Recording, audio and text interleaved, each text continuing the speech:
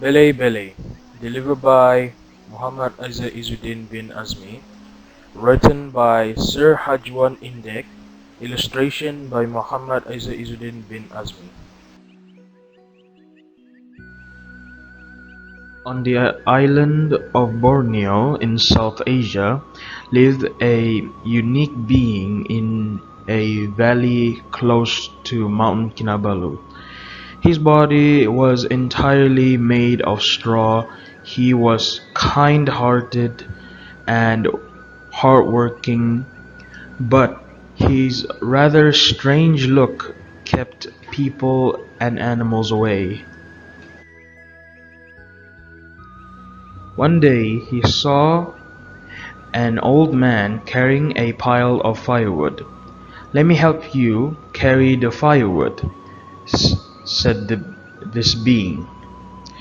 "Keep your distance away, you evil ugly freak," cries the frightened man. He, he then drops his firewood and ran off. He picks the firewood and follow the man to his village to return it to him. However, the moment the villagers saw him, they immediately chased him away with fire and spears. He arrived in a village where there were many crows ruining the parai that belongs to the locals. He immediately ran into the middle of it, and the crows flew away, scared by his appearance. The villagers begged him to stay with them because only he could keep the crows away from their parai. After all unsuccessfully attempt of getting rid of these birds. Since that day, everyone began to grow fond of him and treat him well. They named him Bele Bele, which derived from the word Bele, that means hawk in Bajau. Since hawk was a powerful guardian, that that was how they saw him, hero. This was how Bele Bele, often translated as scarecrow, came to existence in the northern Borneo.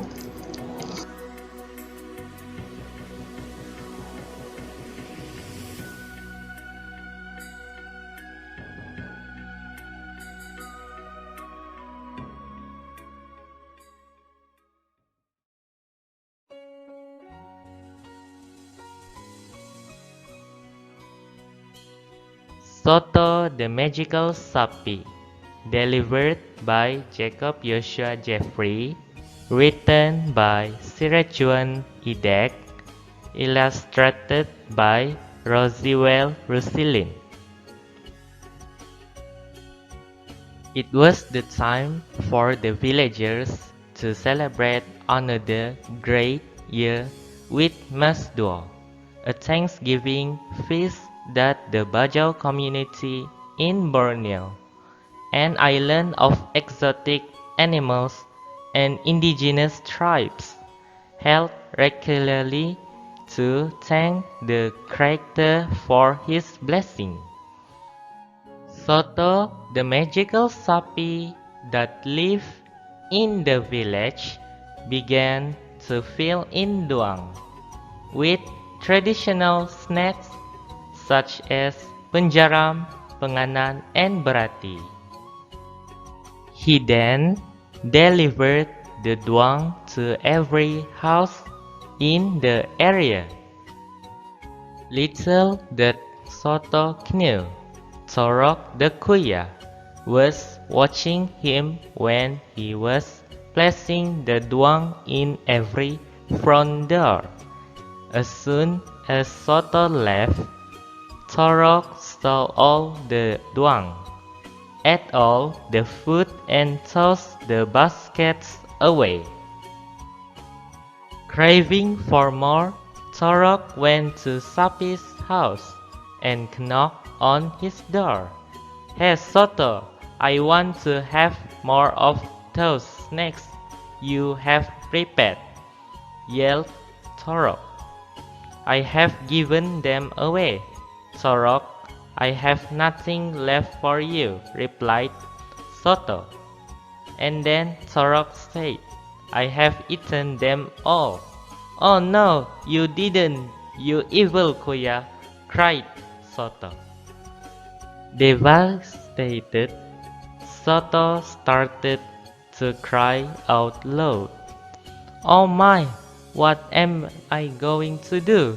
The villagers will wake up tomorrow and will find no duang at their doorsteps. Other animals heard Soto's cry and they came to his house to calm him down. They offered to help him prepare new duang. So they started frying penjaram and wrapping the berati.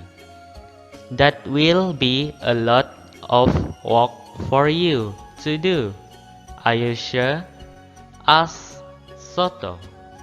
Yup, we will do anything to help our friend, replied Usul. Yes, we can do it. That's what friends are for. We help each other, said a manuk.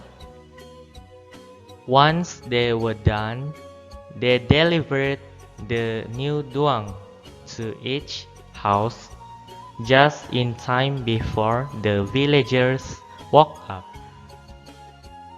As soon as the sun rose and the villagers opened their doors, the children jumped on their feet when they saw the duang at their doorsteps, while the adults began distributing the snacks to their family members. Soto and the other animals were watching them from a distance. They were so delighted that they managed to make sure every family received their duang for the annual mesdual.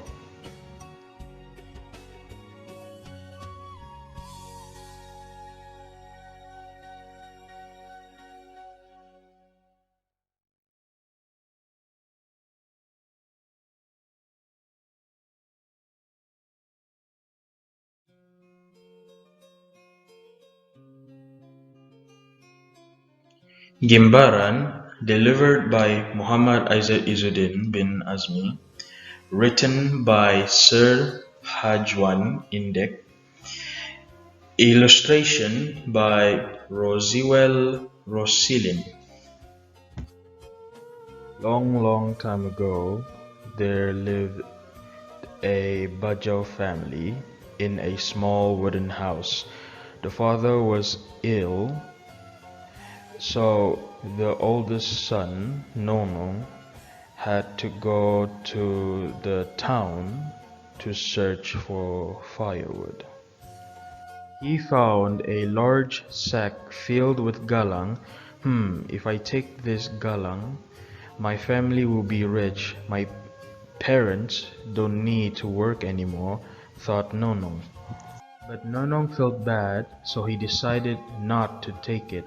Then a man in orange headgear and clothes shone up and asked him to help him carry the golden galang. So he did. As they walked past a river, The old man decided to take a nap. Nono wanted to run away with the galang, but he didn't. They continued their journey. They walked past hills, and the man went for a drink at the nearby river. Nonong wished he could just take the bracelet and ran, but he chose not to. They finally reached a lake, and the man thanks him for carrying the bracelets. Nonong was surprised as a rainbow suddenly appeared and the man could just teleport through it. Before he left, the old man said to Nonong, "Dear young man, you could just take the bracelet, but you didn't. That showed you have a big heart, and that is the real treasure in this world." Only then Nonong realized that the old man was a Gimbaran, a magical being that could bestow wealth and health on humans. Then Nonong returns to his home. He found out that his father was no longer ill and the house was filled with gold bracelets. They were so happy.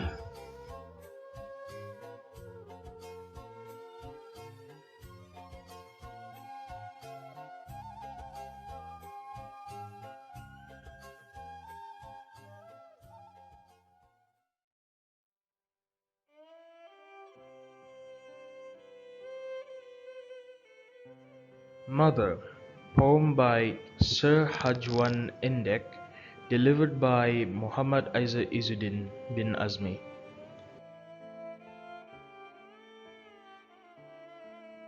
You show me unconditional care. I ask you everything you could bake, from an apple pie to a chocolate cake. Nothing you can never fail to make. You helped me with my first bike. It was not really my favorite type. You made it as the best ride, better than the usual hike. You give me a book to keep. You read it for me before I sleep. Sometimes I just take a peep. Then to the kitchen I creep. You turn on the TV for me to watch. You tell me it's time for soccer match. I have a school bus I need to catch. Be the pupil of the first batch.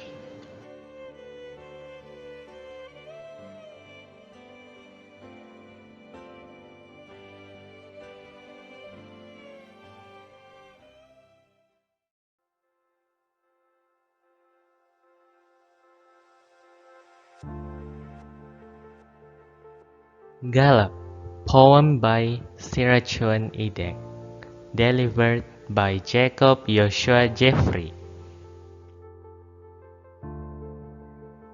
A human body with a fish tail.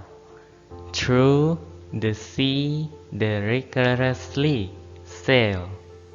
Swimming is a feat they always nail. Their song of joy is such an alluring wail. The kingdom of oceans they dominate. Every life in water they try to eliminate. The love for sea life they try to disseminate. It is a threat to their nature they try to terminate. with beauties that are admirable, and speed that is incomparable, having intelligence that is formidable. They are the most valuable.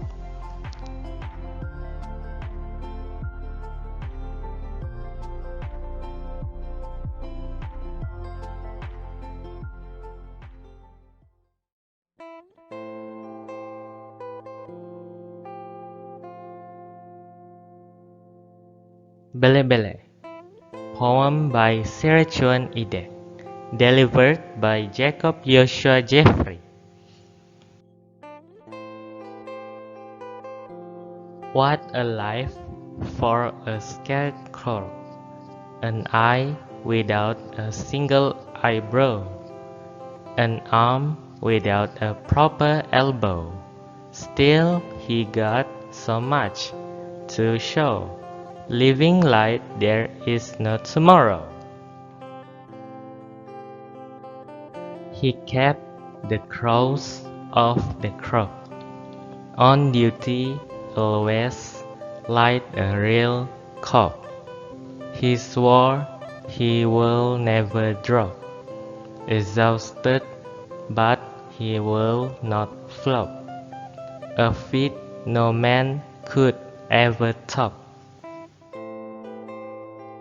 All he wanted was to help and care, to prove that he was never a scare. He never bothered about any stare. There was so much he wanted to share, knowing that he will be forever rare.